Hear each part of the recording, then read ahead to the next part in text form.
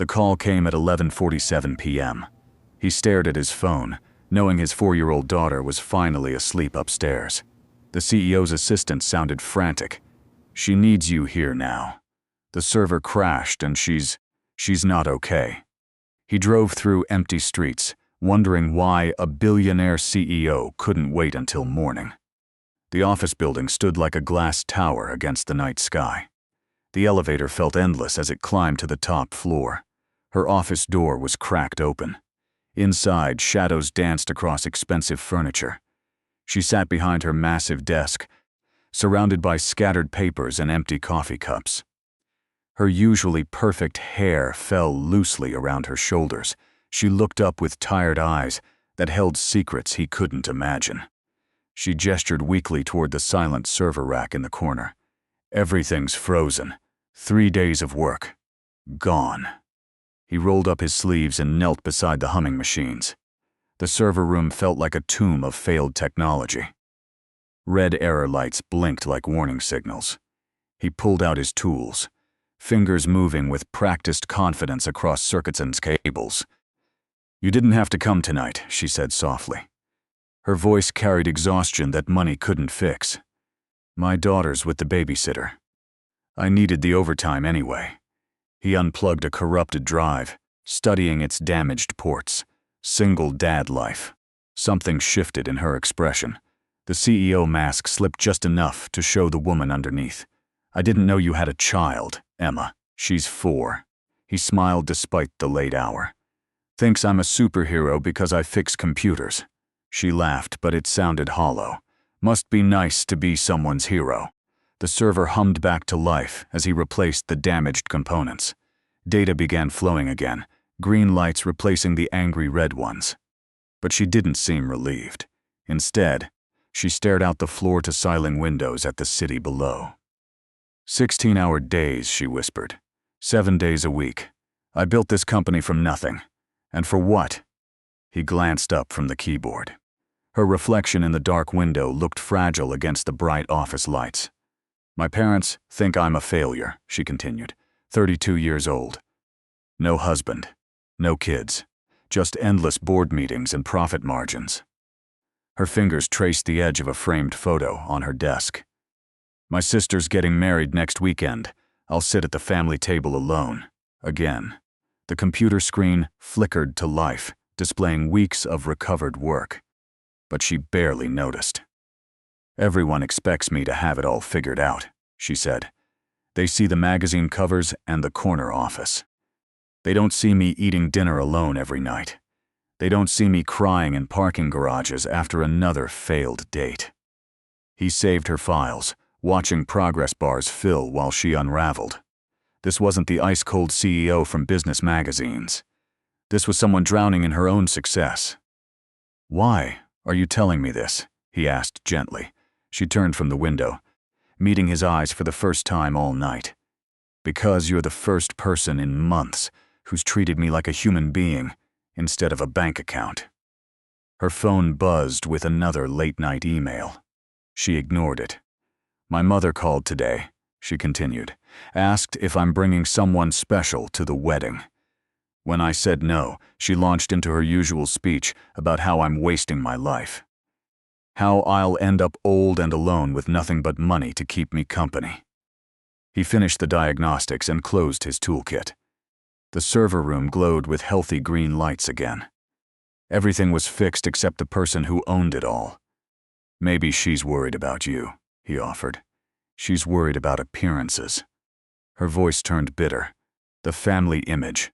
What will people think if the successful daughter shows up solo again? It reflects poorly on how they raised me." She walked to her desk and sat heavily in the leather chair. For a moment, she looked impossibly young and lost among all that expensive furniture. "I've tried dating apps, blind dates, professional matchmakers." She shrugged helplessly. "Nothing sticks. Men either want my money or they're intimidated by my success. There's no middle ground." The office felt smaller now, filled with her confessions and his growing understanding. He'd come here to fix machines. Instead, he'd discovered something much more broken. "All set," he said quietly, gesturing to the restored computer system. Everything's backed up and running. She nodded absently, then looked at him with an expression he couldn't quite read, something desperate and hopeful and terrifying all at once. "Thank you," she whispered, "for listening, for not judging." He packed his tools. Sensing this night was far from over, he zipped up his toolkit and moved toward the door. The job was done. The server hummed peacefully. She had her data back, and he had another late-night repair fee to help with Emma's daycare costs. Wait. Her voice stopped him at the threshold. He turned back to find her standing behind her desk, hands gripping the leather chair. The city lights painted shadows across her face, making her look younger and more uncertain than any CEO should. "I need to ask you something." She took a shaky breath. "Something that's going to sound completely insane." He set his toolkit down, sensing the shift in the room's energy. "Okay. The wedding is this Saturday. Garden party in Connecticut. 200 guests. My entire family will be there, along with half the business world." Her words came faster now, like she was afraid to stop. "My sister specifically asked if I'm bringing someone. My mother's already planning the seating chart." She walked around the desk, closing the distance between them. Up close, he could see the exhaustion in her eyes, the weight of expectations that never lifted. "I can't show up alone again. I can't sit through another dinner listening to my aunts discuss my biological clock. I can't watch my mother's disappointed face when people ask about my personal life." His heart began to race, sensing where this was heading. "I know this sounds crazy," she whispered, "but would you come with me, as my boyfriend?" The words hung in the air between them like a challenge. He stared at her, certain he'd misheard. "I'm sorry, what? Pretend to be my boyfriend. For 1 weekend, I'll pay you, obviously. Whatever your usual rate times 10, times 20. Her voice cracked slightly. "I just need someone who won't try to network or impress my father. Someone who won't ask for stock tips or business cards." He ran his hand through his hair, trying to process what she was asking. "You want to hire me to be your fake boyfriend. I want someone real, someone genuine. Someone who fixes things instead of breaking them." She stepped closer, and he caught a hint of her expensive perfume mixed with exhaustion and desperation. "You have a daughter. You understand responsibility. You won't try to use me." The absurdity hit him first. A single dad from Queens pretending to date a billionaire CEO. Emma's babysitter would never believe it, but then he saw the vulnerability in her request. This wasn't about money or status. This was about survival, about making it through 1 weekend without falling apart in front of everyone who expected her to be perfect. "Why me?" he asked softly. "Because in 3 hours, you've shown me more kindness than I've received in 3 months. Because you looked at my broken computer, not my bank account. Because you talked about your daughter like she's the most important thing in the world." Her voice dropped to barely a whisper. "Because you're the only person who's made me feel human in a very long time." The office fell silent except for the gentle hum of the server he'd just repaired. Outside, the city sparkled like scattered diamonds, beautiful and cold. She was offering him more money than he'd make in 6 months. But money wasn't what made his pulse quicken. It was the way she looked at him, like he might actually say yes. Like he might be brave enough to step into her world for 1 impossible weekend. "If I said yes," he began carefully, "what exactly would this involve?" Her eyes lit up with the first real hope he'd seen all night. She moved to the window, pressing her palm against the cool glass. Below, the city stretched endlessly, an empire of lights that felt suddenly fragile. "The wedding isn't just about family appearances," she said quietly. "It's about survival." He waited, sensing there was more. Something bigger than embarrassment or awkward family dinners. "My parents own 40% of my company. They funded the startup when no bank would look at a 22-year-old with a business plan written on napkins." Her breath fogged the window as she spoke. "For 10 years, they've been patient, proud even. But lately, she turned back to him, her reflection ghost-like in the dark glass. They think I'm broken, that my inability to maintain relationships means I can't be trusted with long-term business decisions. Last month, they threatened to sell their shares to my biggest competitor unless I prove I can stabilize my personal life. The words hit him like cold water. They'd destroy your company over your dating life. They'd call it protecting their investment. My father thinks a woman who can't keep a man can't keep a company afloat. Old-fashioned thinking, but he controls the votes. She laughed bitterly. Ironic, isn't it? I've built a tech empire worth hundreds of millions, but I'm going to lose it because I haven't found someone to love me. He watched her pace the length of the office, designer heels clicking against marble floors. Each step seemed to carry the weight of everything she was about to lose. The wedding deadline isn't arbitrary, she continued. It's their test. Show up with someone serious, someone stable, and they'll back off for another year. Show up alone. She shrugged helplessly. They've already scheduled meetings with potential buyers. The server's gentle hum felt deafening in the silence that followed. He thought about Emma sleeping peacefully at home, unaware that her father was contemplating the most insane proposition of his life. What happens after the wedding? He asked. When your fake boyfriend disappears. I'll figure something out, buy them out somehow, find new investors, file a lawsuit if I have to. Her voice grew stronger, showing glimpses of the CEO who'd built something from nothing. But I need time, and right now, time costs exactly 1 weekend of pretending. She sat on the edge of her desk, looking smaller than her reputation suggested. I know it sounds desperate because it is. I'm 48 hours away from losing everything I've spent 10 years building, everything that defines me. He thought about his own struggles. Single parenthood. Late-night emergency calls to pay the bills. The constant balance between providing for Emma and being present for her. This woman's problems existed in a different universe, but desperation was universal. If we do this, he said slowly, what's the story? How did we meet? Hope flickered in her eyes again. You're considering it? I'm trying to understand what you're asking. Simple truth. You fixed my computer. We talked. We connected. She smiled for the first time all night. Sometimes the best relationships start with the most ordinary moments. Outside, dawn was still hours away, but something in the office had shifted. Her crisis was becoming their shared secret. The question was whether he was brave enough to help her save everything she'd built. Saturday arrived faster than either of them expected. He stood outside the Connecticut estate, adjusting his borrowed tie and questioning every decision that led him here. Emma was spending the weekend with his sister, excited about her daddy's work trip. The garden party sprawled across manicured lawns like a scene from a magazine. White tents, string quartets, guests in designer clothes holding champagne flutes and secrets. She found him by the entrance, and his breath caught. Gone was the exhausted CEO from that midnight office. Today she wore a flowing blue dress that matched her eyes, her hair soft around her shoulders. She looked beautiful and terrified. Ready? She whispered, linking her arm through his. No, he admitted, but let's do it anyway. They walked into her world together.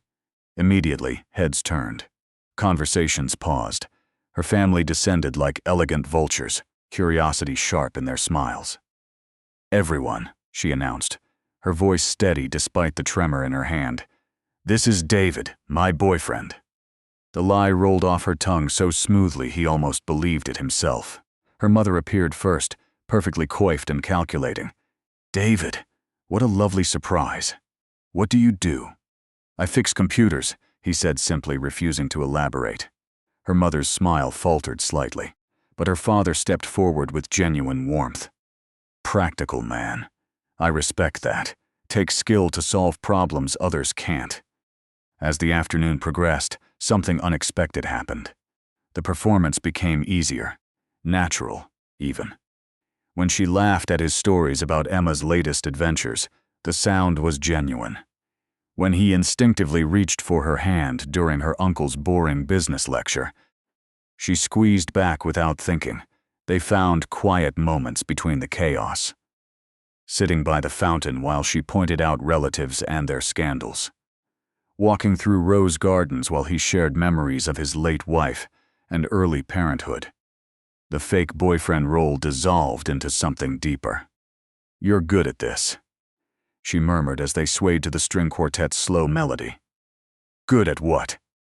"Making me feel like myself instead of a corporation in a dress." Her sister approached during dinner, glowing in her wedding gown. "I'm so happy you found someone," she whispered to her sister. "He looks at you like you're the only person in the room." Later, escaping to the moonlit terrace, they found themselves alone for the first time all day. The party continued behind glass doors, but out here, only truth remained. "Thank you," she said softly, "for all of this, for being so perfect with them."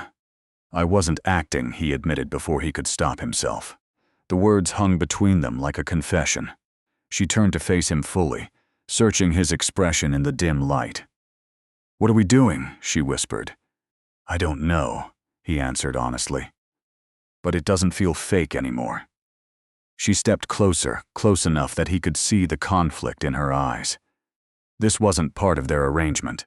Neither of them had planned for real feelings to complicate their business transaction. "David, I know, this complicates everything." But before either could say more, her mother's voice cut through the night air from behind them. "Well," came the cold observation, "this is interesting." They turned to find her parents standing in the doorway, and from their expressions, it was clear they'd overheard every word. If you're loving this dramatic twist, smash that like button and tell us in the comments what you think happens next. Her mother stepped onto the terrace, her father close behind. Their faces showed the calculated coldness of people who'd built fortunes by reading between lines. "Mother, I can explain," she began. "No need, darling. We heard enough." Her mother's smile was razor-sharp. How refreshing to finally meet the real you, the woman who thinks she can manipulate her own family. David felt the evening crashing down around them. "Mrs. Harrison, it's not what you think, isn't it?" Her father's voice carried decades of business dealings and broken trust. "My daughter brings a stranger to her sister's wedding, and we're supposed to believe it's love." Before either could respond, a man's voice cut through the tension from behind them. "Actually, it's neither love nor manipulation. It's business." They turned to see a tall man in an expensive tuxedo approaching. His smile was cruel, satisfied. She went pale beside David, her hand gripping his arm. "Marcus," she breathed. "Hello, darling. Lovely party." Marcus stepped into their circle like he belonged there. "I was just telling some fascinating people inside about your creative problem-solving methods." Her mother's eyes narrowed. "What is he talking about?" Marcus pulled out his phone, scrolling through what looked like photos. "Imagine my surprise when I recognized your daughter's IT contractor from the security footage I happened to acquire. Midnight visits to her office. Very romantic." David's stomach dropped. "How did you?" "I still have friends in her building. Friends who were curious about the CEO's late-night male visitors." Marcus showed the screen to her parents. "Fascinating how a simple computer repair turned into a weekend romance, isn't it?" Her father studied the photos, his expression darkening. "These are from 3 days ago. The same night she hired him to play this little charade." Marcus's voice dripped satisfaction. "She's paying him to be here, just like she paid him to fix her broken computer. Everything your daughter touches becomes a transaction." The words hit like physical blows. Her mother stepped back, disgust clear on her face. Her father's disappointment was worse than anger. "Is this true?" her father asked quietly. She stood frozen, caught between the lie that had brought them together and the truth that was tearing them apart. David watched her struggle, wanting to protect her but knowing any words would make it worse. Answer me, her father demanded. Yes, she whispered finally. I hired him. I was desperate. Her mother laughed, but it sounded like breaking glass. Desperate enough to prostitute your emotions at your sister's wedding. It wasn't like that, David said, stepping forward, but her father raised a hand to silence him.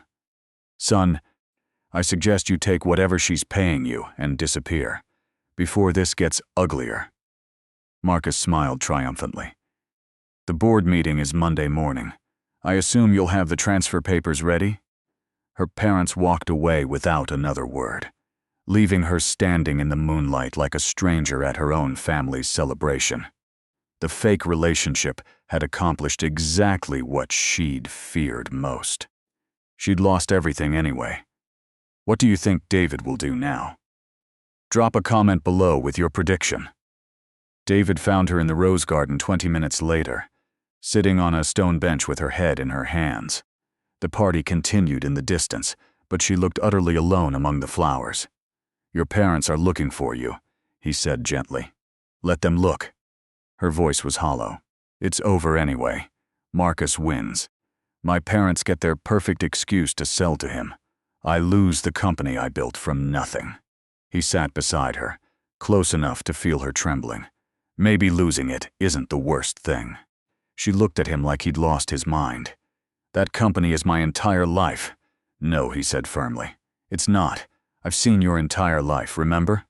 It's working until midnight because you're too scared to go home to an empty apartment. It's building walls so high that you have to hire strangers to pretend to love you. Tears started falling, but she didn't try to hide them. You don't understand. I understand perfectly. I lost everything once too. He thought of Emma's mother, of the grief that nearly destroyed him. My wife died when Emma was 6 months old. I thought I'd lost my whole world, but I was wrong. My world was sleeping in a crib, needing her father to figure out how to live again. She turned to face him fully. Why are you telling me this? Because what happened tonight, the way your parents looked at you, it wasn't about the lie. It was about you finally being honest about what you need. I need my company back. Do you? Or do you need someone who shows up at midnight when you're falling apart? Someone who listens when you're scared. Someone who makes you laugh about 4-year-olds who think their dad is a superhero. The words settled between them like truth finally spoken aloud. David, we've known each other for 4 days. My wife and I decided to get married after 2 weeks. When you know, you know. He reached for her hand, no longer pretending anything. I'm not asking you to marry me. I'm asking you to be brave enough to choose something real instead of something safe. She squeezed his fingers, tears mixing with something that looked like hope. My parents will disown me. Marcus will destroy what's left of my reputation, and you'll survive it. Build something new, something better. He smiled. I know a pretty good IT guy if you need one. Despite everything, she laughed. What about Emma? She doesn't know me. She knows you fixed the computer that puts food on our table. That's a good start. He stood, pulling her up with him. Come on. Let's go tell your family the truth. Which truth? That their daughter is brave enough to lose everything for a chance at happiness. They walked back toward the party, hand in hand, no longer pretending anything. Her parents waited by the fountain, stern and disappointed. But she stood straighter now, no longer the desperate woman from that midnight office. Mother, Daddy, she said clearly, I have something to tell you. 6 months later, their small tech startup operated from his apartment while Emma played nearby. Success measured differently now. Not in millions, but in midnight conversations and Sunday morning pancakes, and the way she looked at him like he really was a superhero. Love this ending. Hit subscribe for more stories that prove the best relationships start with the most unexpected moments. And tell us in the comments about a time someone surprised you by choosing love over everything else.